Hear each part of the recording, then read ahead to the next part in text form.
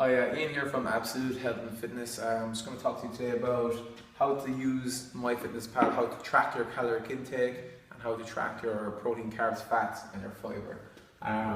Okay, so based off the weight loss pyramid, the most important thing to track is your calories. Okay, that's going to be the driving force of your weight loss. Your protein, your carbs, and fats, and your macronutrients are going to play the next largest role. Then your micronutrition. And then after that it gets smaller and smaller. So we're just going to focus on the main ones. So starting off, so tracking your actual caloric intake, how many calories do you need per day to sustain your body weight, and how many you need to decrease your body weight, or increase if that may be the choice. So we're going to talk to you, just to use my stats for an example. So we're going to start off, right, so I'm 200 pounds, now I rounded that off, I don't know what exactly I am now, but 200 pounds, just to give you an example. We're going to multiply that by 11 to 15 to give us your total caloric intake to decrease body weight. Okay, so that's to go into a deficit.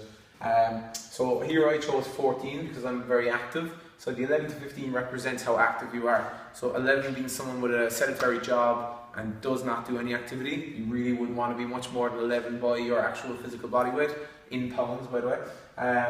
15 being extremely active, training 4 or 5 days a week, as well as having a job around your feet all day. So if you're working on site, or any job where you're on your feet really. So finding that zone will take a bit of trial and error. You can start off, middle ground, go 13, track for a number of weeks and see how it goes.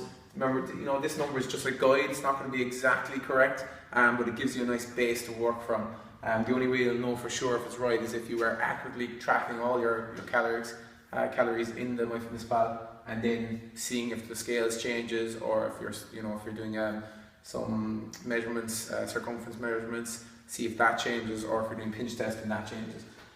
So work out your protein based off that then. So we're going to look for somewhere, so for protein we look for somewhere between 0.8 and 1.2 per pound of body weight. So again, that'll depend on how much you like protein, or how much protein foods that you just generally eat, so how much meat you eat and whatnot. So here I just went with 1, so I just went with the middle ground, so between 0.8 and 1.2.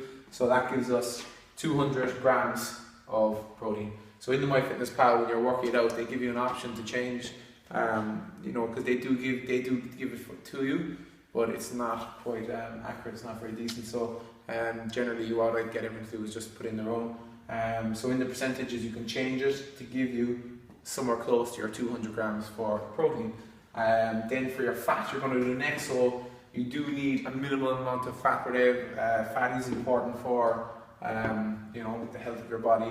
So 0.3 is the minimum requirement really you need per day. I don't tend to favour fat foods just in general. So all your nuts, nut butters, anything like that, I just don't like them, so therefore I keep mine lower. So 0.3 is what I went for. You can go up to 0.6, and there is an argument to be said for going even higher than that, but this is the guidelines we follow through flexible dieting. So somewhere between 0.3 and 0.6. So as I said, I went with 0.6 or 0.3, so 0.3 multiplied by 200 gives me 60 grams of fat per day.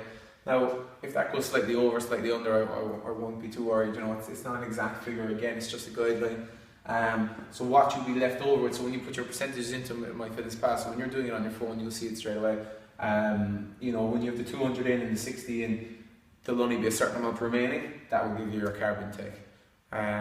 So that's that done with your macronutrients. All you've left then to keep an eye on is your fiber intake. Okay, so fiber obviously is really important. It's mostly found in all your fruits and vegetables, which for obvious reasons are very important. So what we look to aim for is somewhere 10 grams per 1,000 calories consumed. So I have 2,008 calories to consume, 10 grams per 1,000, that gives me about 28 grams of fiber per day. So that will be my target in fiber. Once you have all these things tracked and keep this accurate, changes will happen if it is accurate. After that, you can worry about meal frequency and timing, things like what time of day you eat, all these different things. They're all secondary to this. If you get this sorted, changes will happen. So I hope that helps. Thank you.